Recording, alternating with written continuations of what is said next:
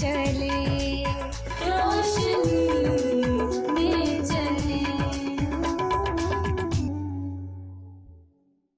नाजरीन, आज के प्रोग्राम कलाम की रोशनी में हम आपको और पादरी फ्रेडरिक जॉन को खुशामदीद कहते हैं। आज का प्रोग्राम गुज़िश्ता किए गए प्रोग्राम फरिश्तगान का दूसरा हिस्सा है, जिसमें हमने फरिश्तगान की लफ्ज़ी मुताला, मुख्तलिफ मज़ाहिब में फरिश्तगान का क्या तस्वुर पाया जाता है, फरिश्तगान कब और कैसे वजूद में आए, इनकी असल हकीकत क्या है, ये कितनी तादाद में पाए जाते हैं, और ख़ुसूसन फरिश्तगान के तस्वुर की बुनियाद जो कि बाइबल मुक़द्दस है, उसके बारे में हमने पादरी साहिब से सीखा था। आज इसी मज़मून को आगे बढ़ाते हुए पादरी साहब मैं आपसे पूछना चाहूँगी कि फ़रिश्तों की मौजूदगी पर कोई मोतबर बाइबली शहादतें मौजूद हैं जिनमें बराह रास्त फरिश्तगान की मौजूदगी पर बात की गई हो?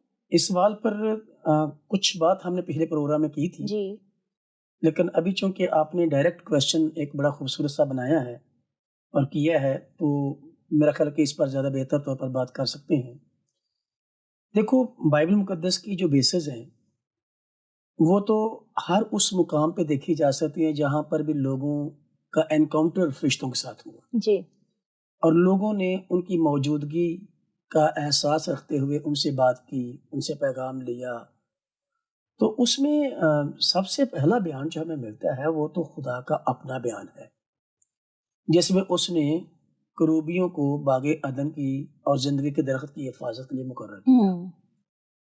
तो जब खुदा खुद मुकर्रर कर रहा है तो दैट मीन्स कि खुदा खुद भी उनके होने और उनकी खिदमत के बारे में, उनकी जिम्मेदारियों के बारे में एहसास रखते हुए वो उनको अपॉइंट करता है।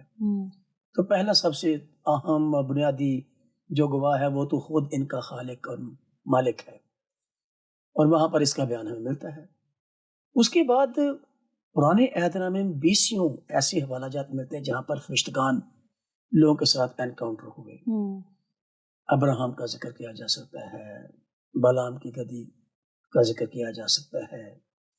फिर नए अहदनामे में तो बकसरत हमें एनकाउंटर्स मिलते हैं। मिसाल के तौर पर सबसे पहला बयान जो नए अहदनामे में मिलता है वो मुकद्दसा मरियम के साथ जी, जबराइल फरिश्ते का बिल्कुल। बयान है, मुकालमा है।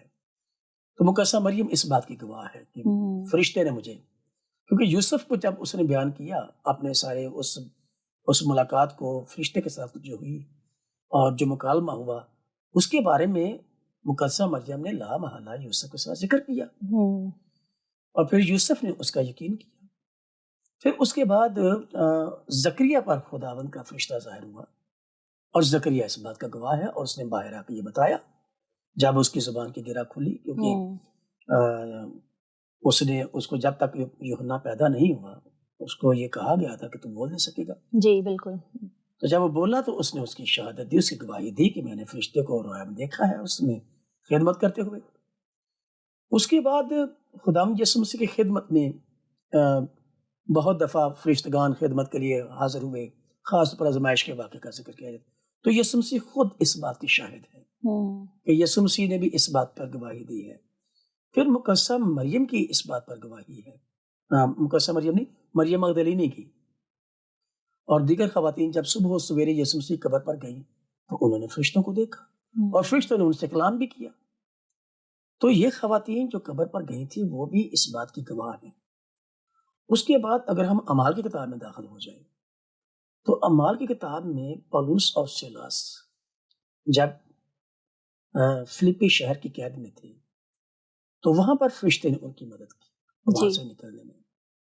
फिर फिलिपस जब हबशी खोजे के पास जाता है तो फरिश्ते ने उसकी रहनुमाई की जी। तो ये सारे लोगों ने फरिश्तों के साथ एक एक्सपीरियंस रखा है और ये सब लोग अपने अपने तरीके से इस बात के गवाह हैं कि उन्होंने फरिश्तों को देखा भी है, फरिश्तों से हम कलाम भी हुए हैं और इसलिए वो फरिश्तों की एग्जिस्टेंस पर एक जिंदा गवाह के तौर पर मौजूद हैं।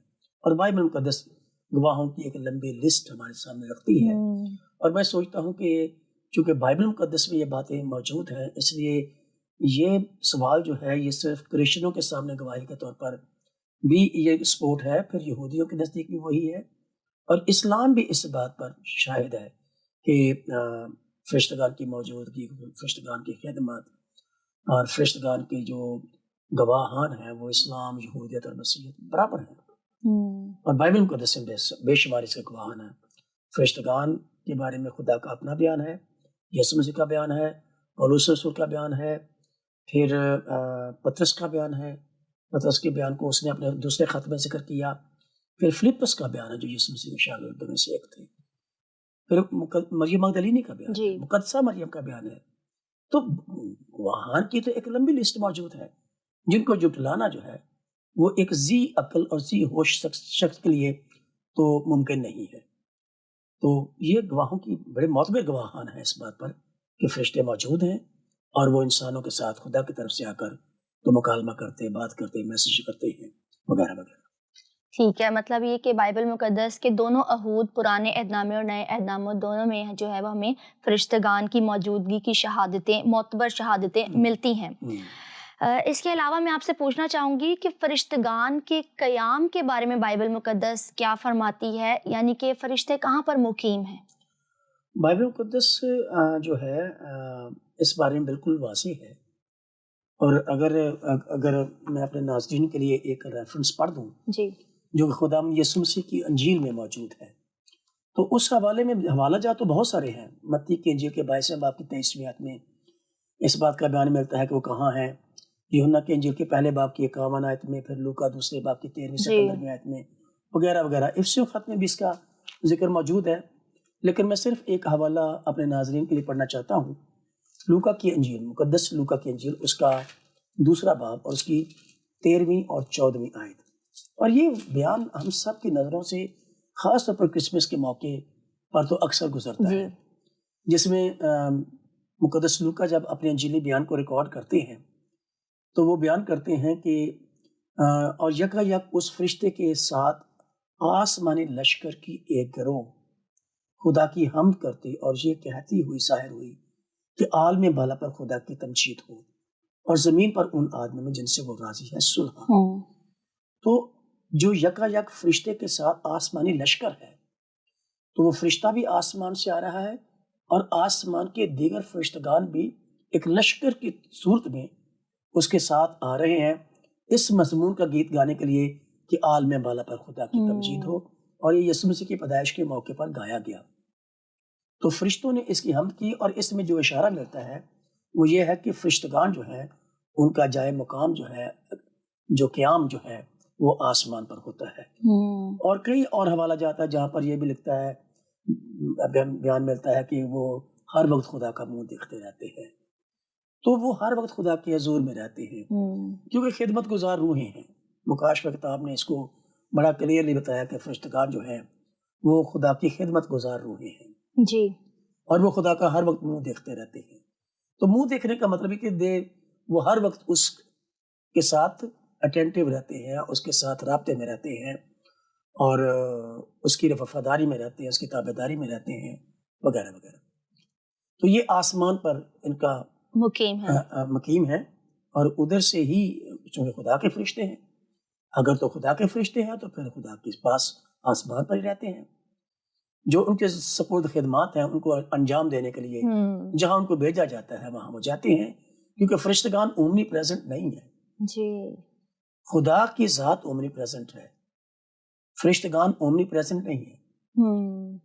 ان کو بھیجا جاتا ہے تو وہ آتے ہیں، اور جس جگہ پر بھیجا جاتا ہے وہ وہاں جاتے ہیں، جس کام کے لیے بھیجا جاتا ہے اس کام کے لیے جاتے ہیں، لیکن یہ اومنی پریزنٹ شخصیات نہیں ہے، اومنی پریزنٹ ذات صرف خدا کی ہے۔ جی ٹھیک ہے، جیسے پادری صاحب آپ نے اپنے پچھلے پروگرام میں بھی جو ہے وہ ہمیں بتایا تھا کہ کیونکہ فرشتے جو ہیں وہ ایک آسمانی مخلوق ہیں، تو اگر ہم آسمانی مخلوق کی بات کریں یا زمینی مخلوق یا خدا کی بنائی ہوئی کسی بھی تخلیق کی بات کریں، تو بائبل مقدس میں لکھا ہوا کہ ہر ایک چیز کسی مقصد کے تحت پیدا کی گئی ہے۔ تو فرشتگان کی تخلیق کا کیا مقصد ہے، یا کن ذمہ داریوں کے تحت جو ہے فرشتگان کو بنایا گیا؟ ان کے خلق کیے جانے کی مقصد کیا ہے، یا ان کی جو اولین خدمت ہے وہ کیا ہے خدا کی حضوری میں؟ دیکھو، فرشتگان کی جو ذمہ داریوں کی بات ہے، خدمات کی بات ہے، تمام فرشتگان ایک ہی ذمہ داری کے لیے مقرر نہیں ہوئے، کیونکہ ہم کروبیوں کا ذکر پڑھتے ہیں، سرافیم کا ذکر پڑھتے ہیں، پھر گارجینس فرشتوں کا ذکر پڑھتے ہیں, محافظ فرشتوں کا ذکر پڑھتے ہیں. کچھ فرشتوں کے ساتھ ہمیں پتہ چلتا ہے کہ وہ شفا, جیسے رفائیل کے بارے میں نے پچھلے پروگرام میں ذکر کیا تھا کہ وہ پانی جو ہلاتا تھا فرشتہ, تو اس کے بارے میں یہودی ادب اس بات کے لیے بہت علماء جو ہے یہودی علماء وہ متفق ہیں کہ وہ رفائیل تھے. تو رفائیل فرشتہ جو ہے وہ شفا کا فرشتہ ہے. تو ہر فرشتہ جو ہے, ہر کیٹیگری جو ہے, اس کی ذمے الگ الگ کام ہے, خدمات ہے, ذمہ داریاں ہیں, اور ہر فرشتے کو, ہر کیٹیگری کو خدا نے فرق مقصد کے لیے, جیسے سرافیم سے ہیں, ان کی ایک الگ سے خدمت ہے. ہم اگلے ایپیسوڈ میں ان ساروں سرافیم پر اور کروبیوں پر ہم الگ الگ سے بات کریں گے. لیکن ابھی میں صرف یہ کہنا چاہتا ہوں کہ جب فرشتگان کی خدمت کا ذکر کرتے ہیں تو اس بات کا ضرور لحاظ رکھنا چاہیے کہ فرشتگان کی بہت ساری کیٹیگری سے سب فرشتگان ہی کہلاتے ہیں. لیکن بائبل مقدس میں اگر کسی جگہ پر فرشتے کو کروبی کہا گیا ہے تو کسی دوسری جگہ پر اسی کروبی کو فرشتہ بھی کہا گیا ہے. تو فرشتہ ایک جنرلائزڈ ٹرمنالوجی ہے, ٹرم ہے, جو بائبل مقدس میں ان آسمانی جو مخلوقات ہیں, روحانی مخلوقات ہیں, ان کے لیے استعمال ہوا ہے. لیکن اس کے بعد اگر جب ہم اس کو تفصیل میں دیکھتے ہیں, گہرائی میں دیکھتے ہیں, تو پتہ چلتا ہے کہ فرشتگان کے بیچ میں ایک پوری آرگنائزیشن ہے. ان کی فرق کیٹیگریز ہیں, اور فرق کیٹیگریز میں ہوتے ہوئے فرق ذمہ داریوں کے ساتھ وہ خلق کیے گئے, اور وہ انہی لائنز پر خدمت کرتے ہیں. تو ان سے وہ ہٹتے نہیں ہیں, اور جو اپنی ذمہ داریوں سے ہٹتے ہیں وہ خدا کے نافرمان ہیں. تو البتہ میں ایک جو جنرلائزڈ ہم ایک ذمہ داریوں کا تذکرہ کر سکتے ہیں جو کہ آلموسٹ مختلف کیٹیگریز کے فرشتوں کے ذمہ کچھ کام ہیں. تو ان میں سے پہلا جو سب سے اہم اور بنیادی مقصد تھا, خدا نے اپنی حمد اور تعریف اور ستائش کے لیے فرشتگان کو خلق کیا. اور نئے عہد نامے میں اور بائبل مقدس میں, پرانے عہد نامے میں کئی جگہوں پر اس بات کا تذکرہ ملتا ہے کہ انسان خدا کی پرستش کرتا ہے تو اپنے باطنی ایمان اور رشتے کے اظہار میں کرتا ہے. تو خداوند کے حضور میں جو انسان پرستش کرتا ہے وہ اپنی ضرورت کو پورا کرتا ہے, خدا کی ضرورت پوری نہیں کرتا. بالکل, کیونکہ خدا کی حمد اور تعریف کے لیے تو فرشتگان کافی ہیں. اور فرشتگان کے باطن کے بارے میں خدا بالکل جانتا ہے, انسان کے بارے میں بھی جانتا ہے وہ بلا شبہ. بالکل, لیکن انسان جب خدا کی حمد کرتا ہے تو اپنے ایمان اور اپنے تعلق کا اظہار کرتا ہے دیگر ایمانداروں کے درمیان میں اور خدا کے حضور میں اپنے تعلق کو ظاہر کرتا ہے. تو یہ ایک لحاظ سے پرستش اور حمد جو ہے خدا کی ضرورت نہیں رہتا, یہ انسانوں کی ضرورت بن جاتا ہے جو ایمان میں ہے اور جو اس کے رشتے میں قائم ہے, جو اس کو اپنا خدا مانتے ہیں, جو اس کا اپنا خالق مانتے ہیں. تو یہ ان کی ضرورت ہے کہ وہ حمد کرتے ہیں, تعریف کرتے ہیں. جتنی بھی وجودیاتی مخلوقات ہیں وہ تو اپنا تعلق خدا کے ساتھ ظاہر کرنے کے لیے اپنے باطن کا لفظوں میں اظہار کرتے ہیں, اس کی تعریف کرتے ہیں, اس کا شکر کرتے ہیں. لیکن فرشتگان اس کی خدمت کے لیے, اس کی تعریف کے لیے, حمد کے لیے خصوصی طور پر خلق ہوئے. اور کوئی بھی کیٹیگری ہو فرشتوں کی, وہ تمام خداوند کی پرستش اور تعریف, حمد و تعریف اور ستائش وغیرہ کے لیے خلق ہوئے ہیں. اور مکاشفہ کتاب کے 5ویں باب کی 11ویں اور 12ویں آیت میں اس بات کا بڑا واضح بیان ملتا ہے. پھر مکاشفہ کتاب کے 8ویں باب کی 3 اور 4 آیت میں بھی اس کا بیان اسی طرح سے ملتا ہے کہ خدا نے ان کو تعریف اور حمد اور ستائش کے لیے خلق کیا تھا. دوسری بات جو بہت کامن ہے, جو کہ تمام فرشتگان میں پائی جاتی ہے, وہ یہ ہے کہ آلموسٹ تمام فرشتگان جس بھی کیٹیگری کے ہیں وہ مقدسین کی مدد اور حفاظت کے لیے خلق کیے گئے ہیں تاکہ وہ ان کی رہنمائی کریں, ان کی مدد کریں. اور مدد کا پہلو جو فرشتوں کے تعلق سے ملتا ہے کہ اس وجودیاتی زندگی میں رہتے ہوئے جو خدا کے لوگ ہیں ان کو بہت ساری مشکلات کا سامنا رہتا ہے, کیونکہ نیا عہد نامہ بہت دفعہ اس بات کو یسوع مسیح نے اور خدا یسوع مسیح کے رسول نے یہ بات بڑی واضح طور پر کہی کہ ابلیس جو ہے وہ اس جہاں کا سردار ہے اور ہوا کی عملداری کا حاکم ہے, سپیس کا وہ حاکم ہے. تو سپیس سے نیچے جو دنیا ہے اس کو وہ ڈسٹرب کرتا ہے, لیکن وہ اپنے لوگوں کو ڈسٹرب کیوں کرے گا؟ وہ تو ڈسٹرب انہیں کو کرتا ہے جو خدا کے لوگ ہیں، بالکل، جو ابلیس کے ساتھ اور اس کی فوجوں کے ساتھ اپنا تعلق رکھنا نہیں چاہتے۔ اور پطرس رسول نے اپنے خط میں کہا کہ تم اس دنیا میں مسافر ہو، جی، تم خدا کے وطن سے جلا وطن ہو، یہاں پر رہتے ہو، پردیس میں ہو آپ۔ تو یہ دنیا جو ہے وہ خدا کے لوگوں کا دیش نہیں ہے، لیکن اس دنیا میں خدا نے ان کو اس لیے رکھا ہے کہ اس دنیا کو سنوارے، ان کو بہتر کرے، ماحول بہتر کرے۔ تو اس دنیا میں رہتے ہوئے ابلیس جب بھی ان کو پریشان کرتا ہے تو خدا کے فرشتگان اپنی اپنی کیٹیگری میں رہتے ہوئے مقدسین کی مدد اور رہنمائی کے لیے فراہم ہوتے ہیں۔ یہ ایک کامن سی بات ہے کہ فرشتگان کی کوئی بھی کیٹیگری ہو، وہ ایمانداروں کی رہنمائی کے لیے، مدد کے لیے ان کی خدمت خدا کے کی لیے طرف سے بھیجے جاتے ہیں، ان کو سنبھالنے کے لیے۔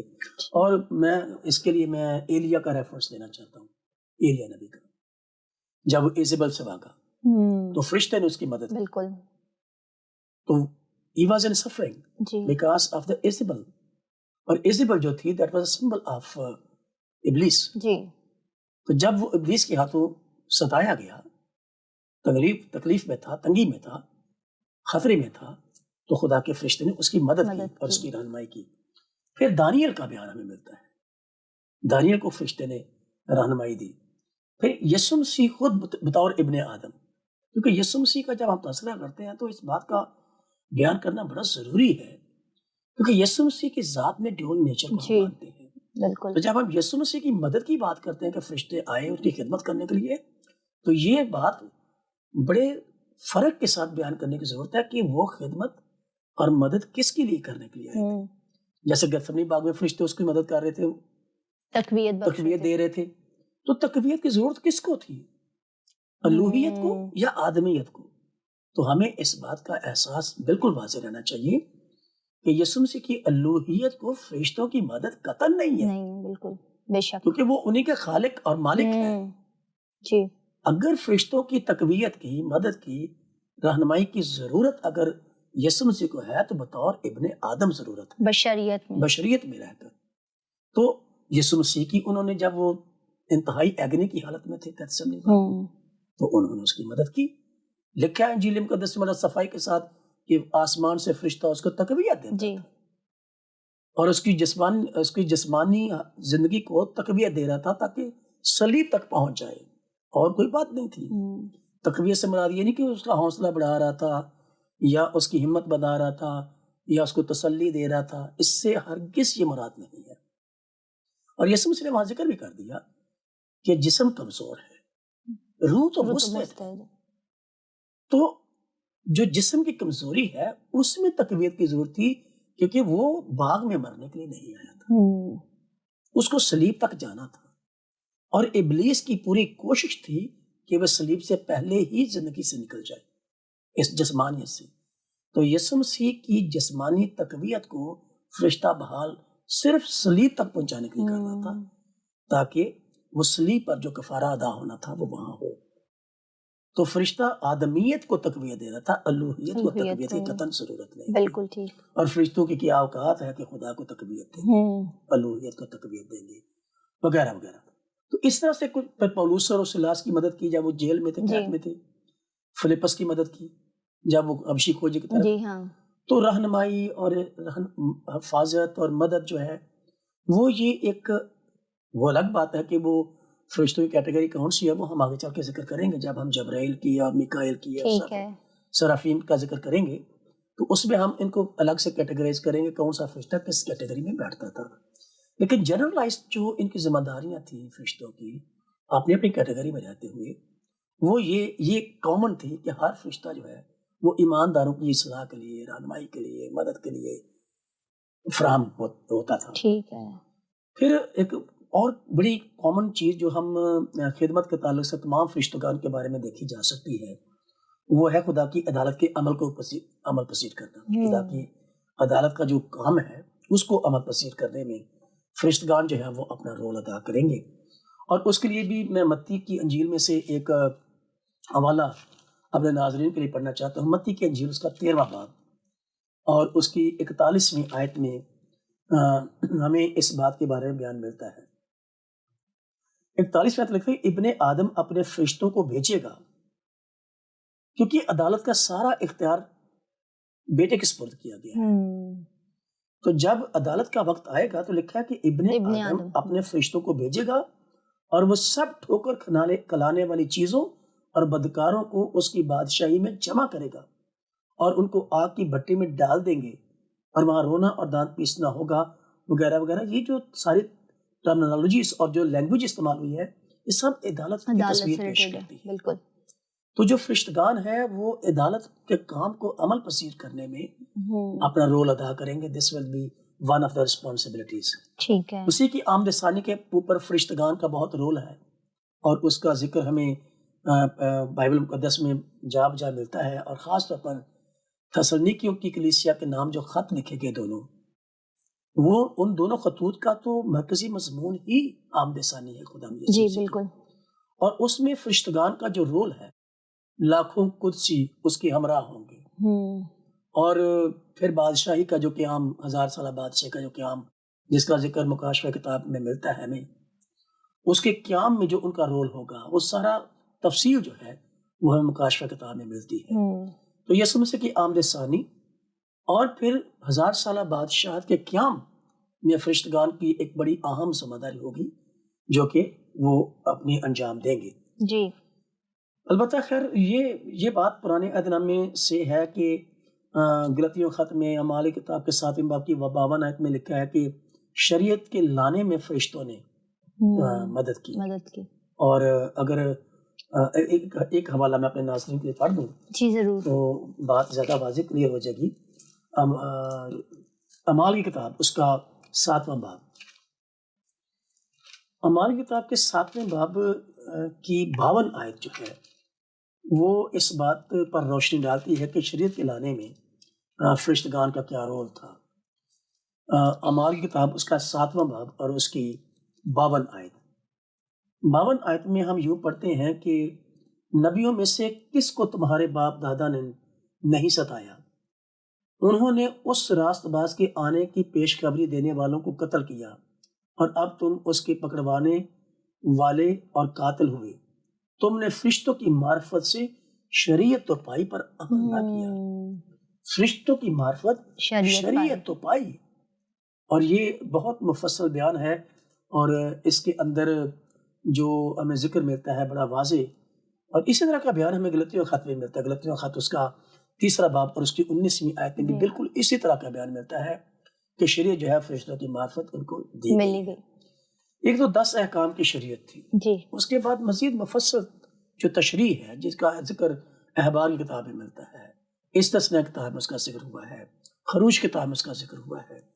تو یہ جتنی بھی رسمی شریعت ہے، ایک تو اخلاقی شریعت تھی جو کہ 2 تختیوں پر لکھی ہوئی تھی 10 احکام کی صورت میں، اور اخلاقی شریعت سے مراد یہ ہے کہ ہیومن بینگز کی، انسان کی جو اخلاقیات خدا کی طرف ہے اور انسانوں کی طرف، اور وہ 6-4 کا ایک ڈویژن ہے۔ پہلے 4 احکام انسان کے خدا کے ساتھ تعلق کو ظاہر کرتے ہیں، اور باقی 6 جو اگلے 6 احکامات ہیں 10 احکام میں سے، اس میں خدا نے انسانوں کے ساتھ انسانوں کے تعلق کی ذمہ داریوں کو انجام بیان کیا۔ جی، تو اخلاقی شریعت تو 2 تختیوں پر آ گئی، اور ساری شریعت انہی 4-10 حکموں پر ڈیولپ ہوتی ہے، لیکن جو رسمی شریعت ہے، جو لٹریچیکل آرڈرز تھے، وہ بعد میں دیے گئے، اور وہ بھی ایک الہامی شریعت ہے جو احبار کی کتاب میں درج کی گئی ہے، جو خدا نے موسیٰ کی معرفت بنی اسرائیل کو دی تھی۔ جی، اور موسیٰ کے بارے میں جب یہ کہہ رہا ہے کہ شریعت تو فرشتوں کی معرفت آپ کو ملی ہے لیکن تم نے عمل نہیں کیا، تو فرشتوں کا اس میں عمل دخل تھا۔ تو فرشتوں نے ایک بڑی ذمہ داری یہ بھی انجام دی ہے، اور یہ بڑی کی رسپانسبلٹیز ہیں جو کوئی اور شخص نہیں کر سکتا۔ تو فرشتے اپنے اپنے کیٹیگریز میں رہتے ہوئے بہت ساری دیگر یہاں پر میرے پاس لکھی ہوئی ہیں بہت ساری، لیکن میرا خیال ہے کہ فرشتگان کی خدمت اور کام اور ذمہ داریوں کا جو اہم اور بڑی بڑی ذمہ داریاں ہیں ان کا تذکرہ میں نے کیا ہے، اور تاکہ ہم آپ کے سوال کو میں ایڈریس کر سکوں۔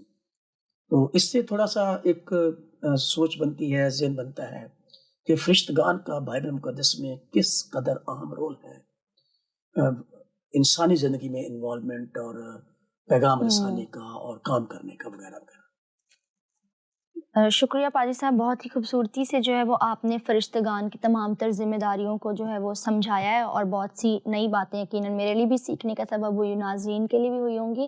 ایک آخری سوال آپ سے کرنا چاہوں گی کہ کیونکہ بائبل مقدس جو ہے وہ ہمیں اس بات کے بارے میں بتاتی ہے کہ انسان جو ہے وہ اشرف المخلوقات ہے، کیونکہ انسان خدا کی صورت و شبیہ پر بنا ہے۔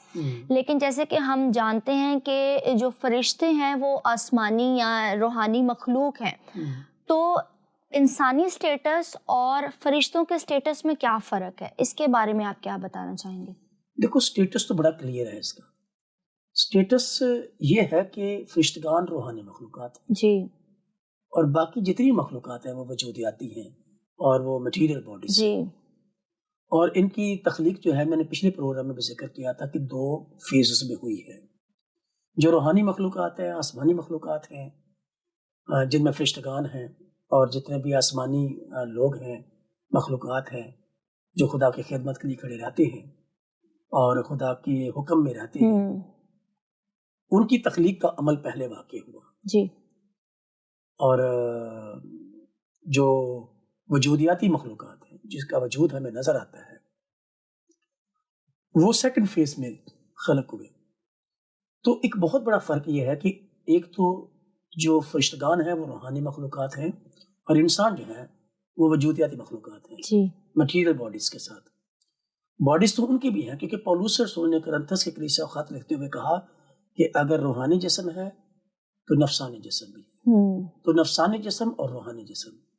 تو جسم کا لفظ جو ہے پولس رسول نے روحانی باڈیز کے لیے بھی استعمال کیا ہے، جو ہمارے پاس اردو زبان کا لفظ ہے، اور انگریزی میں لفظ باڈی۔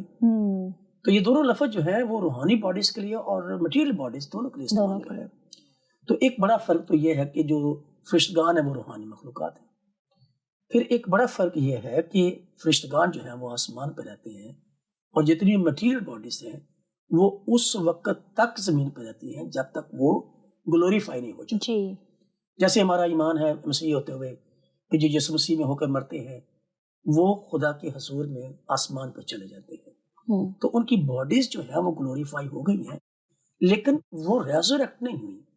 ریزوریکشن کا جو عمل ہے وہ یسوع مسیح کی آمد ثانی پر ایمانداروں کا ہوگا، بالکل، لیکن وہ گلوریفائڈ ہو کے آسمان پر چلے گئے، لیکن اس جسم کے ساتھ آسمان پر کوئی نہیں گیا۔ سو میسو کے ایلیا کے بارے میں بھی کچھ بیان ملتا ہے، لوگ اس پر بحث کرتے ہیں، لیکن اس کی باڈی بھی آگ کے بگولے میں گئی ہے، کنزیوم ہوئی ہے۔ تو کوئی بھی اس جسم کے ساتھ آسمان پر نہیں جاتا تا وقت کہ وہ گلوریفائی ہو کے روحانی باڈی نہیں بن جاتا۔ تو ایک تو یہ ہے کہ انسان جب تک مٹیریل باڈی میں ہے وہ فرشتوں سے مختلف یہ ہے کہ یہ مٹیریل ہے، وہ روحانی ہے۔ پھر انسان میں فیصلہ کرنے کی صلاحیت ہے، لیکن فیصلہ کرنے کی صلاحیت تو فرشتوں میں بھی ہے، بالکل، اور وہ پاکیزہ شخصیات ہے۔ اور انسان جو ہے کلام مقدس نے جس طرح سے انسان کے بارے میں پیدائش کتاب سے شروع کر کے اگر ہم مکاشفہ کتاب تک ایک سروے کریں تو 2-3 بڑی ہائی لائٹڈ اسٹیٹمنٹس ملتی ہیں جس میں خدا نے کہا کہ انسان کے دل کے تصور اور خیال سدا برے رہتے ہیں۔ تو اور بہت سارے جو فرق ہیں وہ بیان کیے جا سکتے ہیں اس کے بارے میں۔